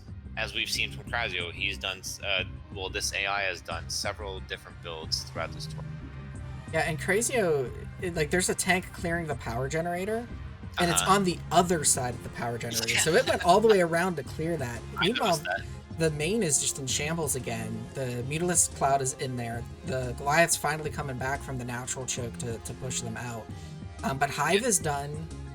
Adrenal Glands, Consume is now. Yeah. Crazio's on that clock again, and it hasn't really, I guess it left the natural to clear that power generator for some reason. Yeah. Which now there's some Mutalisk just looking at the tank like, hey, what's up? Okay, I'm gonna leave now. Yeah, just checking on you. If someone was doing this to me in game, I'd be like, yo, you dick, right? Like you're just taunting me straight up. But yeah, I agree. I mean, one of the keys to success with mech is either A, timing. We see that in basically the entirety of the TVP matchup, or B, mines, which is I get to control the entire map. You can't go anywhere on the ground. And we're actually seeing Hydralisks going forward from Monster in the middle of the map. If you take a look, 3 Hydras and 3 Lings, again, going in that formation pattern, which is one of the things that I love about Monster. I feel like Monster doesn't communicate much with the rest of the community. The way that the Monster devs speak is through their play, which seems to be so different from what everyone else is doing in some ways, like this one. Yeah, and something too, like, because it scouted that high ground with that Mutalisk, I wonder if Monster's going to utilize this. It knows that entryway into Crazio's main is open. Definitely. I mean, 3 Zerglings, 3 Hydralisks can definitely take out 1 siege tank on the high ground. If, Yeah, if he morphs lurkers and gets them on this high ground behind this natural mineral line... No. That would be brutal. But they're not morphing. Okay, no, I'm seeing them go forward. Okay, they got they were siege tank shot and they ran home. Yeah, I just mean like they're not becoming lurkers. Like if they became lurkers, they could just run up on this tank and kill it. Oh, well, I was actually also thinking about the possibility of killing the tank and then turning into 3 lurkers by walling off the high ground using the eggs. Yeah, the only shooting uphill with Goliaths even, like I don't think that they would take out 3 lurker eggs. I don't think so either. Yeah, it's like that's kind of a weird situation because Crazio cleared that out. Like there's no need in this matchup to clear that out unless maybe like I don't even think if you took this third or even the top left fourth, like, well, 3 gas, you know, the 3rd gas for Terran has been a talking point for generations in Brood War, right? So maybe it's just the concept of being able to send mech to your 3rd gas in a convenient fashion. I mean, not knowing. Yeah, go ahead. I was just gonna say some AIs too even just have like for those weird blockers they have code in them like after at a certain point just clear blockers. So I mean it could be a product of that as well. Just you know what, that's there. I don't care about strategic advantage of it being there or not. Just clear it so that way we don't have problems later. Yeah, there's a discussion to be had, and something that we hear about in the Discord is like developer time as a resource, right? Like we talk about Brood War as a resource where there's minerals, gas, and for Zerg there's larva, right? But for developers, there's always also developer time, right? I could either plan for any contingency that happens around these neutral buildings, or I can say that after the 10th minute it won't be there, and therefore the rest of the game plays out according to my plan, basically, even if it's not the best plan. And in terms of developer time, that could be the best choice to make, right? So I think that might be part of the explanation. Does this game feel a little bit weird for Monster as well? Like, it got Lurker aspect, it got Consume. I don't see any Defilers. It got Hydras, but it didn't morph Lurkers, and it's just staying on Mutalisk. I mean, to be fair though, it has not faced anything that I would call aggression for the past like 10-15 minutes, right? So why not take a 4th and a 5th base? Interesting 5th base position, by the way, at the 7 o'clock base there. Maybe it's just thinking like, hey, well, I have all the techs, and I do agree with you. I was thinking like, you know, when you mentioned how early the hive was, I'm like, wait, where are the Defilers like 2 minutes later? And I still don't see any Defilers. I do see a Defiler mound. Don't see any Defilers doing anything. But at the same time, I also don't see any Lurkers. I don't see any Guardians. I don't see any real hive tech. I do see a monstrous cloud of Mutalisks that is in the main base, picking apart these turrets piecemeal. Goliaths being forced to being sent back. Yeah, I also find interesting too. Well, actually, I mean, it's interesting in that because the bots are playing these games in 1.16, so there is the bullet limitation that can really hurt Valkyrie's firing rate. But I think the decision to go for Valkyrie instead of Vessel in this case, these Mutalisks are just getting torn apart. God, dude, what the? Yeah, this doesn't feel right now because I mean, look at it: 1,200 minerals, 700 gas for Monster, and we are seeing idle larva. I mean, I don't think that this is the glitch, but I don't think it's a desync. Wait, I mean, I think it did. A new building being built. Yeah, but there's none of the larvae are being used. That's a key sign of a desync because larva morphing requires. Wait, there is a drone. I just saw the building being rebuilt. I'm sorry, well, yeah, no. There are idle-ish SCVs. No, look at the minerals. Yeah, 1,500, 900. I think this might be. Oh yeah, there are idle Goliaths. All right, so after some technical difficulties and a few false starts here, trying to get OPBW going because I didn't have audio for some reason a couple of times, we're back. Everything is working. So yes, the replay desynced in remastered. We tried a few things to fix it. It just desynced every single time we did it. So we are having to switch over to OpenBW here. But yeah. So we're at the point right where Monster was taking the 4th and the 5th. And this is right around... It desynced right around the time that these mutas dove into the base here. Yeah, we had some theories about whether or not Valkyries had a play in this because of the fact that there are differences in terms of how many sprites are generated in the games between 1.16 and remastered. So it would be interesting to see if there's a difference. I mean, that Valkyrie went down real quick. Yeah, I think, well, one thing is, I think in the remastered desync that Valkyrie survives. Yeah, and it keeps shooting and it does a ton of damage, so I think that might be the big difference there, isn't it? And look at that, 1 Goliath and 2 SCVs go down with 1 volley from 2 stacks of Mulisks. This 2-stack Mulisk, despite the number of Goliaths here, is doing a crazy amount of damage. Yeah, and now we're seeing the first Defiler getting produced, so... Yeah. Yeah, I mean, it... Yeah, it's still... I don't know exactly where we're cutting the old footage, but, you know, that was something that we were saying is, like, it's really staying on Mutalisks for a long time here. And, like, it did, but now it is switching into that ground army. But it had so many Mutalisks, like, I kind of don't blame it staying on those Mutalisks. Yeah, absolutely fair. Upgraded Mutalisks still do quite decently against even Valkyries, even Goliaths with upgrades, because Goliaths fire 2 shots, so therefore the armor applies twice to the attack of the Goliath. So even though the Goliaths get +2 on their attack, the Mutalisks technically get +2 for each armor upgrade as well. Valkyrie goes down yet again. That might be the second Valkyrie that we had persist in the last game. But I mean, even so, the Mutalisks are taking a lot of damage. There's a lot of Mutalisks that have passed away in this main base here.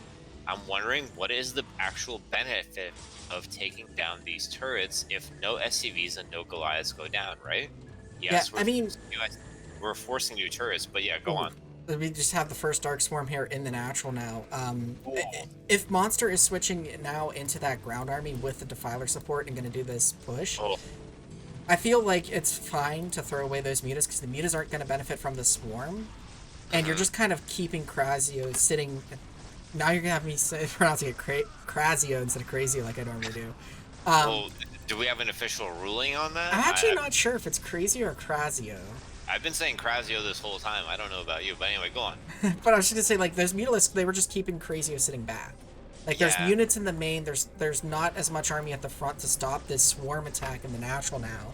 So, like, yeah, you're kind of, like, quote-unquote throwing away mutas, but you don't really need them going forward. That's a great point. That's something that Protoss often do. One of the weaknesses of Terran mech is mobility, and especially on maps where ramps are the standard. Mech and Goliaths and Siege Tanks especially are just so clumsy, so awkward going up and down the hill, where if you recall one base, recall the other base, or recall one base and then stasis the ramp, you take advantage of that weakness of mobility, and it feels like the Mutalisks, maybe they just pulled a bunch of those Goliaths into the main base, and that forced less Goliaths to be outside the natural, and that allowed for that swarm lurker push to happen, even though it wasn't perfect. I mean, even now the lurkers are not under the swarm. What matters is that there are melee units under the swarm in the natural that the Goliaths are targeting, and they're not hitting because of said swarm. So I think that is actually going to be the winning play in this game. It's going to turn out completely different from what we saw, or what we were seeing in the remastered version of this replay, right? Yeah, and I mean, I think, like, to challenge this type of swarm, you need just large numbers of tanks. And like you were saying in the other game where Crazy was trying the strategy, like, you need fields of mines that this army has to run through because mines will hit under swarm. And, you know, like, Crazy was super Goliath heavy because there were just so many Mutalisks on the field for so long for Monster. Yeah, from the very beginning. And on top of that, one of the weaknesses of mech is that you don't get enough science vessels, and science vessels in this case would have been fantastic because there's only, I think, 3 Defilers, 5 Lurkers. If you had a standard M&M ball with an SK Terran 2 starport production of science vessels, you would have enough irradiates to irradiate this army 2 times over. Yeah, Oh, obviously the Mulisk can split away from it, but mech, when you invest in mech, you do not have the gas to produce science vessels in that amount, and that is what makes the Defiler, the Lurker, and the Dark Swarm even stronger. And that's what we're kind of been seeing here. And I feel like there's absolutely no way that Monster loses it at this point. Krasio is down to the last 2 mineral patches here. yeah, I mean, I think part of what you're talking about also is a little bit map dependent. Like benzene, like you were talking about before, the third gas is really important for the Terran. The third gas is really far away. So it's really hard to get that third gas. The other thing is, when Monster was so Mutalisk heavy, it's almost pointless to get vessels, because you irradiate one Mutalisk in that cloud and it's immediately pulled out with AI control. You're not getting that splash damage that you would want to get. Like, as a human player against mech, you can get vessels as anti-Mutalisk. Against AI, you really can't. So even though Valkyrie are kind of crippled in 1.16, I can see why Crazio still gets them. Yeah, absolutely. And I mean, Valkyrie's similar story there with the area of effect damage. One of the reasons why we were suspecting that there was a desync in the first place is because so many Mutalisks were eating so many shots. That's something that you don't see in the AR world. Any AoE is immediately weaker, and that's one of the things that's boosting Zerg in general towards the top, in my opinion, because AoE is the weakness of Zerg. They have the better units in terms of one Hydralisk or one pair of Lings in terms of cost efficiency. What they were weak against was area of effect. And with Valkyries and Science Vessels relatively neutralized in this matchup, I can understand how Monster can be possibly the new king of the AI scene. Yeah, I mean, it seems like Crazio kind of has an answer in that early pressure. Maybe, you know, there's obviously it doesn't work every game that it's deployed, you know, and in this game it wasn't deployed. So maybe with some cleanup, you know, maybe that is just the answer, that you just have to kill Zerg early. Like, It might have to be. but that brings the score here to 3-2. So if Monster can win the next game, you know, that's going to close it out for the tournament. Monster will be the champion. Crazio has to win 2 more games to knock this into a second best of 7, where it would have a chance to win the tournament. So let's go ahead and we're going to hop back into Remastered, and hopefully the next game doesn't desync, but if it does, we have good old reliable OpenBW to back us up here. Let's go for it. Right, and we are in Game 6 here. It is for sure Game 6. I'll get to that in a second. We're on Python again. We have Crazio spawning as the yellow Terran up at the top of the map. And just about 9 o'clock, we have Monster spawning as the orange Zerg, scouting in the same pattern as a previous game that we saw on this map between these players today. And these are the same positions that they had in the previous Python game. And you know how we were kind of discussing about like the deterministicness of StarCraft, and even 2 AIs playing on the same map and everything. So full disclosure, we started casting this game, we didn't get very far, so nothing's really spoiled for us. A fair bit of it looked exactly like as far as, like I said, we didn't go very far, but it looked exactly like the previous game that we casted here on Python between these two. And I'll even point out the similarities, because I was pointing it out when we had the false start too, basically. Well, I guess it wasn't a false start, but we had to stop and double check to make sure that this was Game 6, and this is. And the previous game, Crazio was yellow, or sorry, not yellow, was white, and Monster was not orange. I forget what color it was. So yeah, this is a completely different game, but this speaks to sort of the determinism that exists within StarCraft itself, and within AIs executing on this. Because Chiba, you were talking a little bit about maybe like, you know, if AI authors, some of them were talking about how they have like maybe, you know, like a percentage chance of just executing a random build, because some authors will have like weighted choices to what build they lead with. Like, you know, if they tend to win against an AI with a particular build, they'll tend to use that, or on a particular map, they'll tend to use that.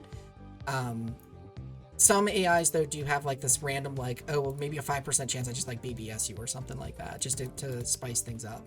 Mm-hmm. Neither of these really seem to be doing that, and this SCV chase of this drone is what really confused me and had me thinking we were watching the same game, because I remember zooming in on this SCV while Chobo was talking. Yep. following this chase, and then this barracks in that previous game finishes, a Marine pops out, and then the SCV stops chasing the drone, and we're gonna see this play out again, and that just completely blew my mind to where I had to confirm that this is a separate game. So this kind of speaks to the determinism here, in that this is playing out the exact same way, enough to really confuse us. Yeah, absolutely. I totally agree with what you're saying in terms of how this exact game has probably played out in front of our eyes earlier today. And yeah, the Marines going to get that W very soon here. And then I'm not sure if I remember this popping over the mineral line thing. I think that if we had maybe stayed for another second, you would have remembered the differences between the previous two games. But as Nightcat said, we did confirm that these are two different games that start out almost exactly the same way. And I have to think that in this particular case, I think that there might be some position-specific logic, at least from Crazio's perspective. Because if you look at the first depot that they placed, I'm sure that you're well aware of this, Nightcat, as an advanced Terran player, as a representative of the human race in StarCraft Brood Wars. When you place a depot directly below your command center and adjacent to the left edge, your SCV is going to always pop out on the right side, and therefore closer to the mineral line, and therefore more efficient at mining and getting on those mineral patches. So obviously the optimal decision on maps of this nature, and not just maps of this nature, but this specific spawn on this map, and also the spawn at 3 o'clock for Terran, I believe, as well. That is the optimal decision for where to place your first depot, and that's why there may be a little bit extra determinism. I think that's right, determinism. There might be a little bit of extra determinism in terms of how the AI approach this map, simply based on the fact that we have a Terran facing with the minerals to the right, and we have a Zerg with a mineral line to the left. For those that don't know, there is the so-called larva trick. Apparently in human hands, I heard that the drone gets caught. I'm sorry? Yeah, for the third base? Yeah, the third base drone just got melted. So that is a major deviation between the last time, because the last time I remember you said that drone just barely got by. So the Ling got by, but the drone got caught. This is a different game, folks. Yeah, now we're officially in a different game state. That's absolutely true. Now we have two vultures out front, making sure that no drones ever leave this place. And as I say that, they both just evacuate the area and make sure that any drone that wanted to leave that natural would be able to do so. But Monster does not seem to have the cojones to do so. Yeah, and we were talking about openings as well. Something I wanted to point out. It looks like in this series that Crazio is like flip-flopping between two, because it seems like every other game it's switching up what it's doing. Like it'll do this 2 factory, 1 base aggressive play, and then it'll win, and it'll switch into that more conservative 2 base, pretty much never move out and attack monster play. So, like, yeah, I just wonder if it is like indeed like a just I'm gonna do one strategy one game and then switch to the other strategy, like do one every other game, or like what decision making is going on there into choosing that opening. But Monster's not getting a third base here, at least not yet. I mean, Monster hasn't been able to take a third base given the fact that vultures have been parked outside this whole time. Well, I want to note they did go away. But... Yeah. I want to note how we were talking about modern versus non-modern maps. Python is a 2007 map, and we're playing the old version of it, 1.1. But this is actually the first map in as far as I recall, where you can actually wall up your main base with a 2 depot, 1 racks, and have the Marines spawn defensively with a Zergling tight wall, and Crazio did not choose to do that. So it's kind of weird, right? Like, we've seen that decision being made in other maps, but I mean, let's not talk about decisions here, because right now, so far, the Mutalisks have been wrecking face inside Crazio's base right now. Yeah, I think the turrets might have been a little bit later this game than they were last time on Python. And there's a large army presence for Crazio, like, but it's on the other side of the wall, which is a little weird. Oh no! Is Python just a weakness for Crazio? Because I think this wasn't this the map where Crazio just? Oh no, that was Moonglaive. Sorry. Yeah, it was Moonglaive where that happened. So like, It's a similar issue though, right? They look like NPCs walking around and talking about things in the town. Yeah, like if this army had pressed into this natural, this would look like the other game on Python where, you know, these Mutalisks stove in and then new Goliaths popped out and pushed the Mutalisks out and the natural got killed. But Ah, instead, the okay, army we're is finally just getting some movement. Only from half the army. The other NPCs are just observing, I guess. Okay, no, we're starting to come in. We're going to target overlords instead of the sunken, I guess. Crazy has 2 workers and 1 mineral. And at least one of those workers is just standing idly next to a factory in the building animation down south of it. Like that's what an Well, SCV. it might be hiding from the Mutalisks. The other one just tried to deliver something, but it failed to do so. So now Krazio's sending. Oh god, I feel so bad for Krazio here. I feel like this AI, in this case, did not perform to what the AI author had in mind. I could see the vision from the wins that it had, where if that entire game plan played out exactly, and of course that applies to Monster too. But if Monsters, I'm sorry, if Krazio's game plan played out the way that they intended, I feel like they could have had a chance at a W. Yeah, and like this natural is falling for a monster, but there's just again, it's that situation like when the army was dancing outside of the natural of Moonglaive, right? Where like there's nothing to repair this mech army, so every bit of damage is permanent. And there's just like too much out on the field for monster. But I mean, maybe there's no sunken in the main though, so maybe a miracle can happen here. That's the only way. You have way more faith than I do. The way that I see it, I think that this game is under wraps. I mean, we're sending back 1 Goliath in order to deal with what, 6 Mutalisks? Well, that's With the no Goliath direct that didn't coverage. dive into the natural. He was a traitor, so he needed to just be dealt with. He wasn't part. He wasn't here for the cause. He got sent back home. Yeah, but what I'm a little bit worried about, if this army from Crazio actually moves up into the main, there's enough to clear it if Monster doesn't ever pull back these Mutalisks. But it looks like Ooh. it is now maybe pulling them back. Slowly. They're moving kind of funny. There we go. I mean, Goliaths do have more range, but it is being sniped. Yeah, and there's the snipe Yeah. right there. And that now that the Now, Goliaths now I think this is over.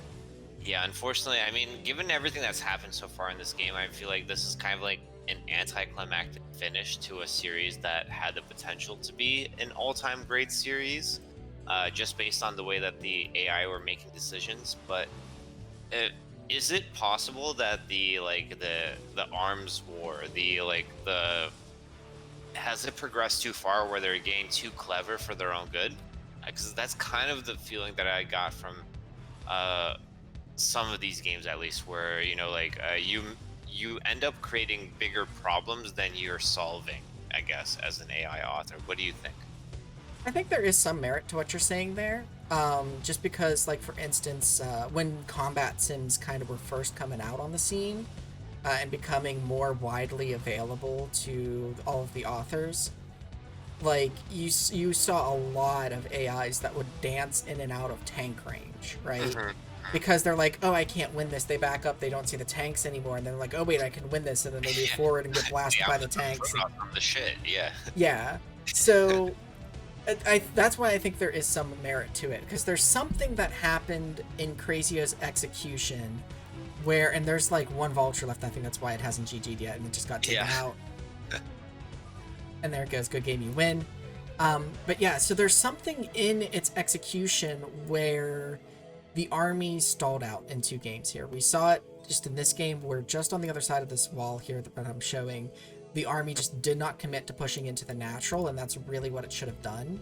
And then on Moonglaive, Crazio killed the natural, but then never committed the army to moving in the main. And even worse than not committing to that attack, in both these cases, the army didn't even pull back to defend. It just sat there. I think there's an AI script in StarCraft that's called Junkyard Dog, where it basically, you set a location, then the units in that location just wander around randomly, and that's like kind of what it looked like the units were doing. So, like, to what you were saying, like, something in there in determining whether that army should engage or not went awry. And, like, that's where, like, I don't know if, you know, what it is exactly. I don't know the inner workings of Crazio, but maybe it was a little something of, like, considering a little too much in that decision of should I push forward, should I fall back, what should I do, and it just leads to this paralyzed indecision that ends up costing Crazio both of these games. Yeah, I guess like what I would compare it to, and this is the last thing I'm going to say before congratulating the winner. It feels a little bit kind of like Battleship, where you're guessing where your opponent's going to go, as opposed to like you're using your opponent's most latest build, their latest location, in order to determine what you should do in the next series against this opponent. And as a result, there may be some quirks that come up because they are doing the same thing as you are, where they're trying to counteract what you're doing. And thus you get a slight mismatch where something goes wrong and suddenly you get stuck behind a wall on Python 1.1. But let's give a quick big congratulations to Monster for winning this year of SSCAIT. I think that is a well-deserved and probably one of the most competitive tournaments of the past few years that I've seen, in terms of how many wins and losses we've seen in the rounds leading up to it. We had a 3-2. We had multiple 2-1s leading up to this in the losers bracket. So congratulations, Monster, in my opinion. Yeah, definitely. Like the early stages of the tournament, the bracket, there were quite a few like 3-0s, and or 2-0s, because it was best of 3, right? Yeah. And or no, it was 3-0s. It was best of 5s up to that point. No, they were best of 3s. Were they? Oh yeah, they were in the first round. Yeah, that's right. Then semifinals was best of 5 and final. I don't know. My brain is a little bit fried at the moment. It's okay. It's getting late in New York after dealing with several 1.16 versus remastered discrepancies. But yeah, go on, please. Yeah. Sorry. That's all right. But yeah, like, so in the beginning, when the field, there's a lot more in the field, like you see a lot more of those, like, I guess you could say quote unquote mismatches or whatever, where you see those more one-sided series. But yeah, it was definitely exciting to see as the field got narrower and narrower, we had a lot closer series, both in the losers bracket, and then even in like the semifinals and leading up to that and such. So really great. And like Chobo said, congratulations to Monster. It was a well-deserved win here, I think, for it. A well-deserved second place for Crazio as well. Performed very well in this tournament. Monster's the only AI that it lost to. Monster's the one that knocked it down into the losers bracket. And Monster's the one that ultimately eliminated from the tournament. I'd love to see the Terran Crazio next year. I hope, that the author will submit it again, because it's a blast to watch. And this season has been special for me too. Having that Terran Crazio in there. Did you have any last thoughts you want to toss out there? No, I absolutely agree. I mean, in the top 6 of the tournament, we had the top 6 seeds from the round robin. In the top 4, we had the top 4. We ended up with a Zerg, a Protoss, and a Terran in the top 3. And I feel like there's nothing else that you can say about the beauty of Brood War besides the fact that even people investing dozens of hours into their AI have only served to prove the fact that we have one of the most balanced RTS with asymmetrical races of all time.